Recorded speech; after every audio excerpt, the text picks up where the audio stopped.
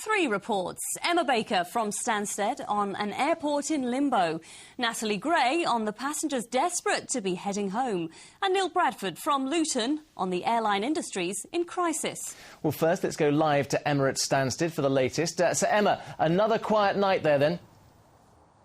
Absolutely, Jonathan. Yes, day 6 of this flying ban here in East Anglia, and I'm here in one of the car parks at Stansted Airport where you really get an idea of just how serious the problem is. Talking to some of the staff working here at this car park, well, they estimate as much as 50% of these cars could be left here by stranded passengers desperately trying to get home this evening as we speak.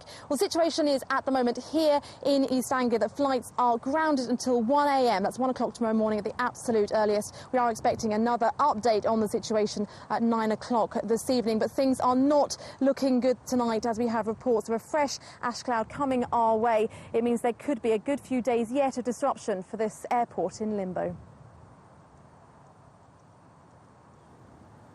3,048 metres of runway, standing redundant for a 6th day running, with no end in sight. We're the first television crew to be able to film here during the day for the last 10 years. On a busy day, one plane would take off or land every 3 minutes. But as you can see, today, just like the last 5 days, there's nothing. The runway operations team's making the most of the unprecedented situation to catch up on maintenance. Work normally carried out at night. But they say they're still on high alert for whenever the ban is lifted. Literally, we can operate as normal within 5 minutes. We have the teams out there doing runway inspections, bird dispersal, all the activities that we need to do, we continue. We're doing our full inspection regime. So once we're ready to go, we can open. We are ready to go the moment we get the green light. As the Icelandic volcano eruption is now strengthening, experts are warning of a new ash cloud making its way towards the UK, which means ongoing uncertainty for passengers still inside Stansted's terminal this afternoon. Some have been here since last Thursday. My parents, they are in Spain, but I don't have money. I don't have phone. My phone is off. So where have you slept?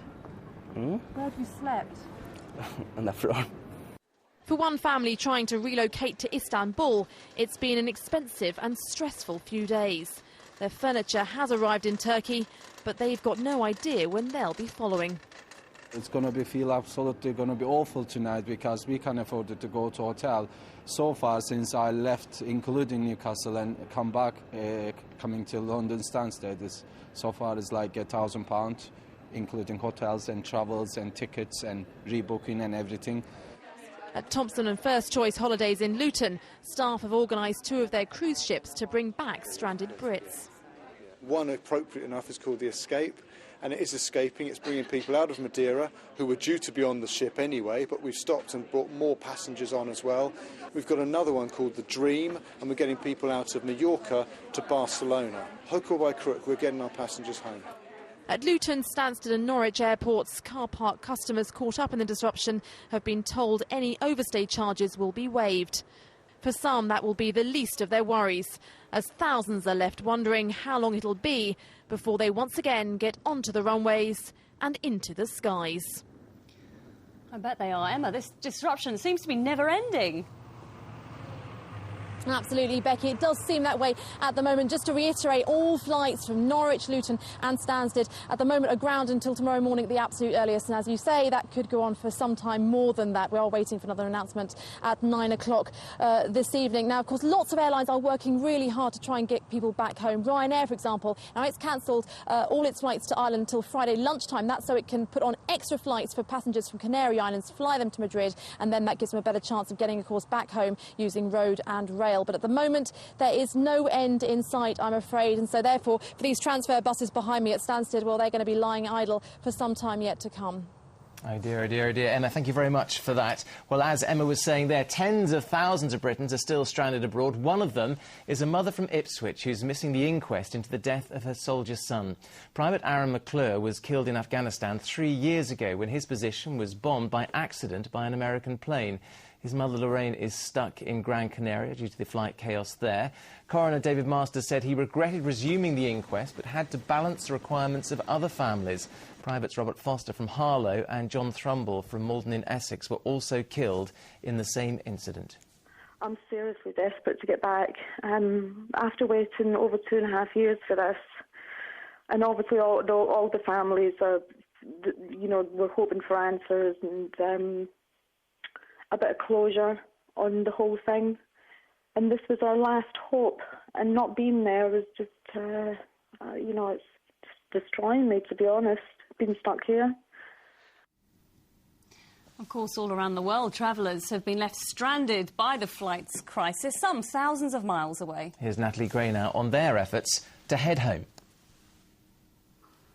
Emily Slater is 33 weeks pregnant and is desperate to get home before her baby is born. She's an army wife living in Cyprus. They were visiting family here in Bedford, and if she doesn't get a flight this week, she may not be allowed to travel.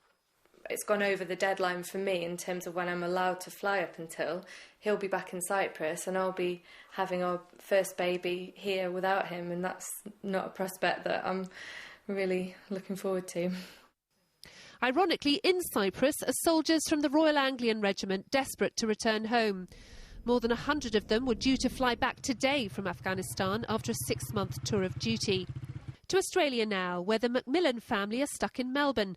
They're unlikely to be home before the first week of May. But bad news for the 3 daughters at Norwich High School, they're being emailed homework. We had an email from school yesterday to say there would be work online for them and a special email address for them to send their homework back to. I'm not really looking forward to it.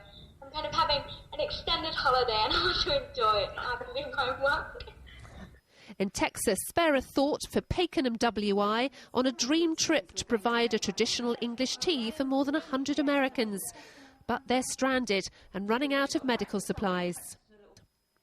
On to Malawi in Africa, where a group of students from the University of Bedfordshire is stuck. They were there to help a local school for a charity. They've now got to Lilongwe, which is the capital and where the main airport is. But there are very few flights, of course, out of Lilongwe. So they're going to try and make it to Nairobi in Kenya, where there are a lot more flights, and hopefully get a flight to Spain if they can't get back to the UK. To Southend, and a story of triumph over adversity. A man flew here from Holland in his touring motor glider to pick up his niece so she could sit an exam in Amsterdam tomorrow. I really can't miss it, so my uncle was friendly enough to pick me up, which is amazing. This geography student was one of 26 teenagers studying volcanoes, of all things, in Italy when they got caught up in the chaos. Unable to fly home, it meant a 1,000-mile journey by coach and ferry. It took 31 hours to get them back to Paston College in North Walsham and Kett Sixth Form in Norwich last night. When we study the effects, it's quite relevant to realise that the whole world can be brought to a standstill. It didn't spoil the trip, it just adds as an element of adventure. And it's a catastrophe for pets like Rico. He's stuck at this cattery in Helston in Norfolk, while his owners are stuck in New Zealand. They're all counting the hours till they're home. Natalie Gray, Anglia News. He's not happy, is he? No. Well, of course, aviation is a big industry for our region. Both Stansted and Luton are 2 of the biggest employers. The effect of the continued disruption is being felt right through the supply chain. For some, losses are running into millions, and others are wondering just how much longer they can survive without money coming in. Neil Bradford reports now from Luton on the industries in crisis. Every minute these planes stay grounded costs the airlines thousands of pounds. Luton-based airline EasyJet estimates the last 6 days has cost them more than 40 million. Monarch Airlines is also facing a big bill. Its chief executive, though, is confident the company can weather the storm. Well, the cost will run into some millions of pounds, but I have to say that that's not uppermost in our thinking at the moment. Really, money in terms of the cost of the business is an object only insofar as we've got to calculate the cost and manage that accordingly. But the most important priority is getting people back and doing it as expeditiously as we possibly can. Others may not be so lucky.